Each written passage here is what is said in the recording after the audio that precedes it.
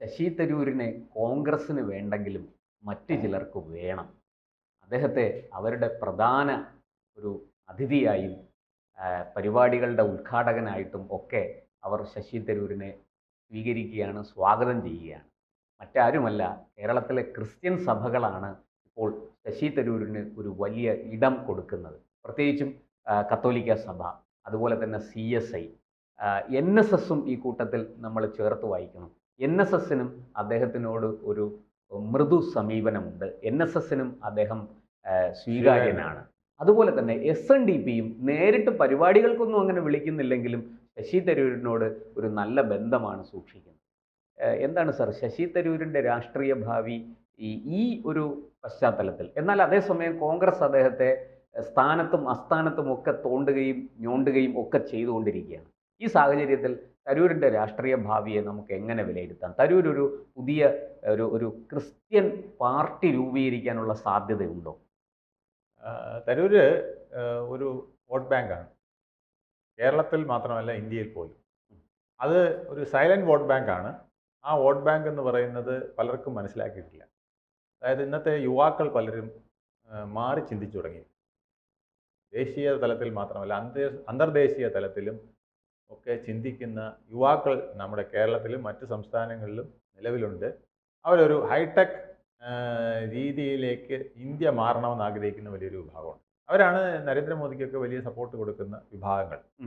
ആ വിഭാഗങ്ങൾ ശശി തരൂരുമായിട്ടും സമവാക്യത്തിലാണ്.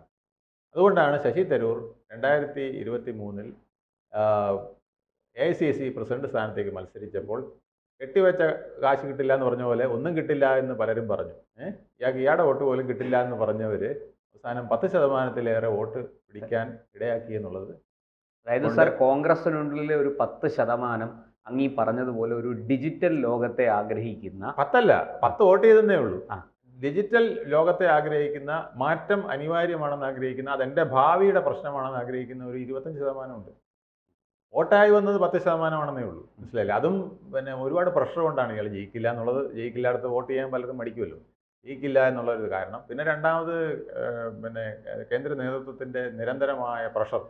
അദ്ദേഹം വരുമ്പോൾ പല AICC ഓഫീസുകളും അടച്ചിടുകയാണ്, അല്ലെങ്കിൽ പിന്നെ DCC ഓഫീസുകളും അടച്ചിടുകയായിരുന്നു. PCCകളൊക്കെ അടച്ചിടുകയായിരുന്നു. PCC അല്ല, സംസ്ഥാന പ്രദേശ് കോൺഗ്രസ് കമ്മിറ്റികളെല്ലാം പ്രാദേശികമായിട്ട് തന്നെ വാതിൽ കൊട്ടിയടച്ച് ഇയാൾ പലപ്പോഴും എയർപോർട്ടിൽ നിന്നും, അല്ലെങ്കിൽ ടൗൺ ഹാളിൽ നിന്നും, അല്ലെങ്കിൽ റോഡിൽ നിന്നുമൊക്കെ ബൈറ്റ് കൊടുക്കുക. അപ്പോൾ പത്രങ്ങൾക്ക് പോലും TV-കൾക്ക് പോലും ബൈറ്റ് കൊടുക്കുന്ന അവസ്ഥയിലായിരുന്നു അന്ന് അദ്ദേഹം പോയിരുന്നത്.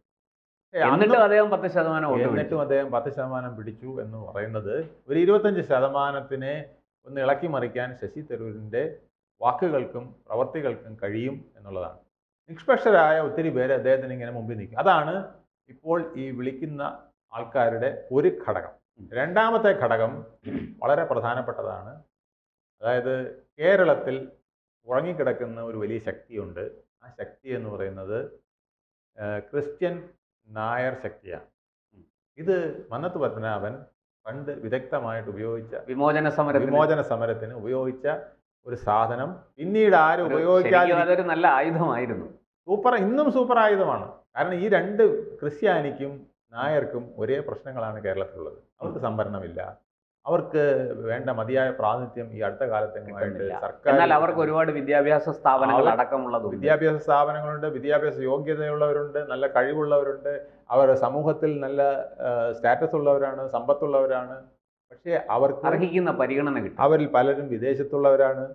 അതിന് ഒരു പ്രധാന ഘടകമാണ്. മനസ്സിലായില്ലേ? അവർക്ക് എല്ലാ വിധത്തിലും അവരിൽ ഒരു സമാനതയുണ്ട്, ഒരു സമസ്ത അവിടെയുണ്ട് ഈ ക്രിസ്ത്യൻ നായർ അതിൽ കുറേ ഇപ്പം പിന്നെ SNDPക്കാരുടെയും കൂടെ ഒരു മമത വന്നു കഴിഞ്ഞാൽ തീർച്ചയായിട്ടും അത് അത്തരത്തിലൊരു തരൂർ പാർട്ടി വലിയ സ്കോപ്പുണ്ട്. തരൂർ കോൺഗ്രസിന് സ്കോപ്പുണ്ട്. അതാണ് BJPയും പലപ്പോഴും മുന്നിൽ കണ്ടിട്ടുള്ളത്. BJP തരൂരിനെ അങ്ങനെ ഇറക്കണമെന്ന് ഉദ്ദേശിക്കുന്നതിൻ്റെ കാരണം അതാണ്. പക്ഷേ ഇപ്പോൾ ക്രിസ്ത്യൻ ലോബിക്ക് പ്രധാനമായിട്ട് വേറൊരാഗ്രഹം, അവർ കാസയുടെ ഒരു പാർട്ടി ഉണ്ടാക്കിയാൽ അതൊന്നും നിലനിൽക്കുന്നവർ വിശ്വസിക്കുന്നില്ല. ഒരു ക്രിസ്ത്യൻ പാർട്ടി എന്ന് പറയുമ്പോൾ അതിനൊന്നും വലിയ പ്രസക്തി ഇല്ല എന്ന് അവർക്കറിയാം. കാരണം കേരള കോൺഗ്രസുകൾ 2, 3, 4, 5 ഒക്കെ വന്നിട്ടും ഒരു കാര്യമില്ല. അവർക്കൊക്കെ കൂടി ഇപ്പോൾ 5-10 സീറ്റുകളെ പിടിക്കാൻ പറ്റുള്ളൂ. ഇതൊരു പക്ഷേ ഈ ഭരണം ഭരണം പിടിച്ചില്ലെങ്കിലും ഭരണത്തിൽ നിർണായകമാകുക. ഉം. ഇടതു മുന്നണിയും വലതു മുന്നണിയും ഒരുപോലെ 40 50 സീറ്റ് പിടിച്ചു നിൽക്കുമ്പം 15 20 സീറ്റിൽ കേരള കോൺഗ്രസ് നിർണായകമായ ശക്തിയാകുന്ന ഒരു കേരള കോൺഗ്രസ് അല്ല, ഒരു ക്രിസ്ത്യൻ, ഒരു പിന്നെ നമുക്ക് എന്ത് പറയാം, അതിനൊരു തരൂർ കോൺഗ്രസ് എന്ന് തൽക്കാലം പറയാം. അതിന്റെ പേര് അവരിടട്ടെ. പക്ഷെ ആ വിധത്തിലുള്ള ഒരു സംവിധാനം ഉണ്ടാക്കിയാൽ, അവരൊരു 15-20 സീറ്റ് പിടിച്ചാൽ ആ 20 സീറ്റിൽ ഇത് യു ഡി എഫിന് കൊടുക്കണം. അവർക്ക് സംബന്ധിച്ചോളം വേറെ പ്രശ്നങ്ങളില്ല. യു ഡി എഫിലോട്ട് പോകാനും പ്രശ്നമില്ല. തങ്ങളുടെ കാര്യം സാധിക്കണം. തങ്ങളുടെ കാര്യമല്ല, അവഗണന, വർഷങ്ങളായി അവരനുഭവിക്കുന്ന അവഗണന, അത് ക്രിസ്ത്യൻ സമൂഹത്തിലും പിന്നെ അതുപോലെ തന്നെ മുന്നോക്ക ഹിന്ദു സമൂഹത്തിലും ഭയങ്കരമായിട്ടുണ്ട്. 10% പിന്നെ മുന്നോക്ക സംവരണം ഒന്നും ആർക്കും ഗുണം ചെയ്യില്ല. കാരണം ഇതൊക്കെ ചുമ്മാ പേരിന് പറഞ്ഞ കണ്ണിൽ പൊടിയിടാനും പിന്നെ അതിദരിദ്രം എന്ന് പറയുന്ന വിഭാഗത്തിന് കൊടുക്കാനും ഒക്കെ. അപ്പോൾ അവരിൽ പലർക്കും ഇതിൻ്റെ ഗുണം കിട്ടുന്നില്ല. അതേസമയം മറ്റു വിഭാഗങ്ങൾക്ക് സംവരണത്തിൻ്റെ ആനുകൂല്യം, മുസ്ലിങ്ങൾ അടക്കമുള്ളവർക്ക് സംവരണത്തിൻ്റെ ആനുകൂല്യങ്ങൾ ഏറ്റവും കൂടുതൽ കിട്ടുകയാണ്. ഏതാണ്ട് 15% അടുപ്പിച്ച് സർക്കാർ സ്ഥാപനങ്ങളിലും അതുപോലെ വിദ്യാഭ്യാസ സ്ഥാപനങ്ങളിലും അതിനേക്കാൾ കൂടുതലും ഒക്കെ ആനുകൂല്യങ്ങളും അവസരങ്ങൾക്കും മുസ്ലിം സമുദായത്തിന് കിട്ടുമ്പോൾ ക്രിസ്ത്യൻ സമുദായത്തിന് ഒന്നും കിട്ടാറില്ല, നായർ സമുദായത്തിന് ഒന്നും കിട്ടാറില്ല. അപ്പോൾ അവരുടെ ഒരു ഐക്യത്തിനുള്ള അതൃപ്തി ഒരു പക്ഷേ അവരുടെ ഒരു ഐക്യത്തിലേക്ക് വന്നാൽ അത് കേരളത്തിൽ പുതിയ ഒരു ഉണർവുള്ള പ്രസ്ഥാനത്തിന് ശക്തിയേകും. ഇതിന് BJP-യുടെ കൂടെ ഒരു പിന്തുണയും കൂടെ ഉണ്ടെങ്കിൽ അവർക്ക് കുറെ കൂടുതൽ സീറ്റ് പിടിക്കാൻ കഴിഞ്ഞെന്നിരിക്കും. ഇലക്ഷൻ കഴിഞ്ഞ് വരുമ്പോൾ BJP മുന്നണിക്ക് ഒറ്റയ്ക്ക് ഭരിക്കാനുള്ള യാതൊന്നും ഇല്ലെങ്കിൽ ഇവർക്ക് ഇൻഡിപെൻഡൻ്റ് ആയിട്ട് നിന്നുകൊണ്ട് ഞങ്ങൾ സ്വതന്ത്രമായിട്ട് LDF-നെ പിന്തുണയ്ക്കുന്നു അല്ലെങ്കിൽ സ്വതന്ത്രമായിട്ട് UDF-നെ പിന്തുണയ്ക്കുന്നു എന്ന് പറയാൻ അവർക്ക് യാതൊരു മടിയും വേണ്ട. സാർ, അതിൻ്റെ അർത്ഥം കേരളത്തിലെ കോൺഗ്രസിനോട് ക്രിസ്ത്യൻ സഭകൾക്കുള്ള വിശ്വാസം നഷ്ടപ്പെട്ടു എന്നുകൂടിയാണോ? വിശ്വാസം നഷ്ടപ്പെട്ടതല്ല, അവർക്ക് അർഹമായ പരിഗണന അവർക്ക് കിട്ടുന്നില്ല എന്നുള്ളത് അവരുടെ ഒരു പരിദേവനമാണ്.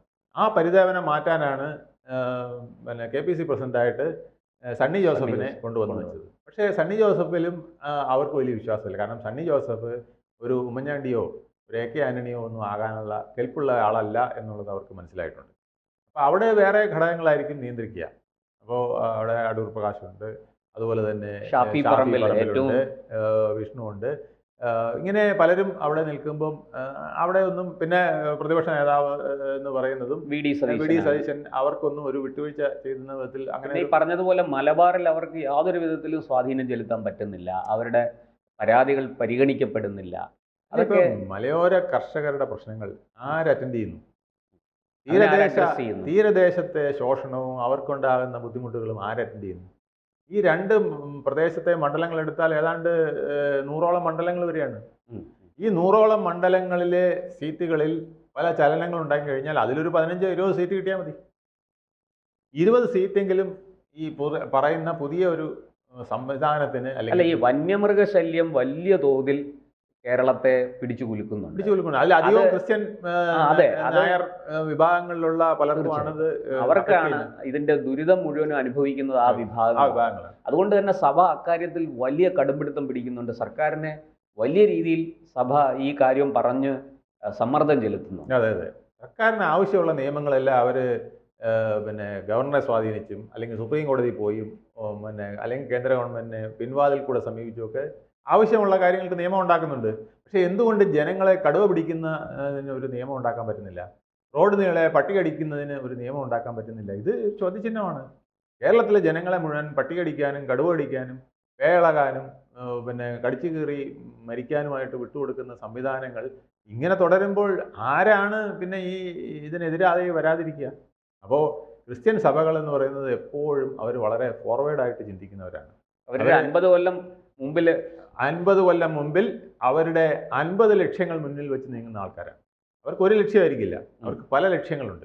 അവരുടെ സഭയുടെ ലക്ഷ്യങ്ങൾ മാത്രമല്ല, അവർക്ക് വേറൊരു ഗുണമെന്ന് വെച്ചാൽ അവർ ഈ സമൂഹത്തിനെ കൂടെ ഒന്നിപ്പിച്ചു കൊണ്ടുപോകുന്ന ചില നീക്കങ്ങൾ അവർ എപ്പോഴും നടത്താറുണ്ട്. അതാണ് നമ്മുടെ ഈ ആരോഗ്യ രംഗത്ത് കൃത്യമായ ഒരു വോട്ട് ബാങ്ക് കയ്യിൽ വെച്ച് കളിക്കുന്നത് അവർ തന്നെയാണ്. കാരണം എന്തറിയാമോ, അവർ ആരോഗ്യ രംഗത്ത്, അവർ വിദ്യാഭ്യാസ രംഗത്ത് ഒക്കെ സ്വാതന്ത്ര്യത്തിന് മുമ്പ് തന്നെ ഒരു വലിയ ഇൻഫ്ലുവൻസ് അതിലൂടെ അവർക്ക് തങ്ങളുടെ സമുദായത്തിന് അപ്പുറമായ ചിലരെയും കൂടെ സ്വാധീനിക്കാൻ കഴിയുന്നുണ്ട്. അതാണ് അവരുടെ ഒരു പ്രത്യേകത. ഞാൻ ക്രിസ്ത്യൻ സ്കൂളിൽ പഠിച്ച ഒരാളാണ്. എനിക്കറിയാം അവിടെ നമ്മളെ എത്രത്തോളം നമ്മുടെ കഴിവുകൾ വളർത്താനായിട്ട് അവിടുത്തെ അധ്യാപകർ ശ്രമിച്ചിട്ടുണ്ട്. അത് മതമൊന്നും അവർ നോക്കാറില്ല. ആ കുട്ടികളെ അങ്ങനെ വളർത്തിക്കൊണ്ടുവരുന്നതിന് അവരെടുക്കുന്ന ആ എഫേർട്ട് ഇപ്പം അത്രത്തോളം ഉണ്ടോ എന്ന് എനിക്കറിയില്ല. പക്ഷേ ഞാനൊക്കെ പഠിച്ചിരുന്ന 70കളുടെയും 80കളുടെയും ഇടയ്ക്കുള്ള ആ കാലഘട്ടത്തിൽ ക്രിസ്ത്യൻ സ്കൂളുകൾ അത്തരത്തിലായിരുന്നു. പലരും ക്രിസ്ത്യൻ സ്കൂളിൽ വിടണമെന്ന് പറഞ്ഞുകൊണ്ട് പോകുന്ന നമ്മൾ കണ്ടിട്ടില്ലേ? ക്രിസ്ത്യൻ മാനേജ്മെന്റ് സ്കൂളിൽ, കോൺവെന്റ് സ്കൂളിൽ വിടണം, അല്ലെങ്കിൽ ക്രിസ്ത്യൻ സ്കൂളിൽ, പള്ളി സ്കൂളിൽ വിടണം എന്ന് പറയുന്ന ഒരു കാലഘട്ടം ഉണ്ടായിരുന്നു. അതുപോലെ തന്നെ ആതുര രംഗത്ത് നമ്മൾ ഈ ഗവൺമെന്റ് ഹോസ്പിറ്റലുകൾക്ക് ബദലായി പല പ്രൈവറ്റ് ഹോസ്പിറ്റൽ പോലെ, എന്നാൽ സർക്കാരിൻ്റെ അതേ ചെലവിലോ അല്ലെങ്കിൽ അതിനേക്കാൾ കുറഞ്ഞ ചെലവിലോ നമുക്ക് ചികിത്സ കിട്ടുന്ന ആശുപത്രികൾ തുടങ്ങിയത് അവരാണ്. പിന്നീടാണ് ഈ പ്രൈവറ്റ് ഹോസ്പിറ്റൽ എന്നുള്ളതിനൊരു മതിപ്പ് തന്നെ ഉണ്ടായത്. അവരുടെ പ്രവർത്തനം കൊണ്ടാണ് ഇന്ന് പ്രൈവറ്റ് ഹോസ്പിറ്റലുകൾക്ക് പോലും മതിപ്പുണ്ടായത്. പക്ഷേ പ്രൈവറ്റ് ഹോസ്പിറ്റൽ വന്നപ്പം അഴുത്തറപ്പാണ് നടന്നുകൊണ്ടിരിക്കുന്നത് എന്നുള്ളതാണ് സത്യം.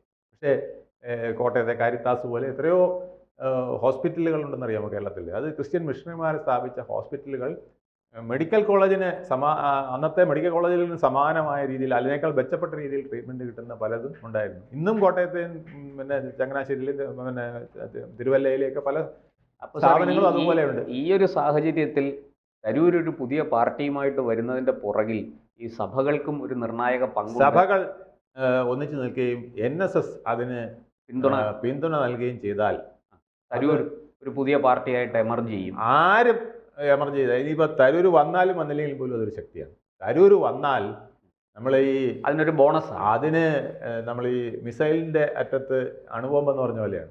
എത്ര വലിയ വിസ്ഫോടനമാണ് അത് ഉണ്ടാക്കുക നമുക്ക് പറയാൻ പറ്റില്ല. അതിഭയങ്കരമായൊരു സ്പാർക്ക് ഉണ്ടാക്കാൻ അതിന് കഴിയും. അതിന് യാതൊരു സംശയവുമില്ല.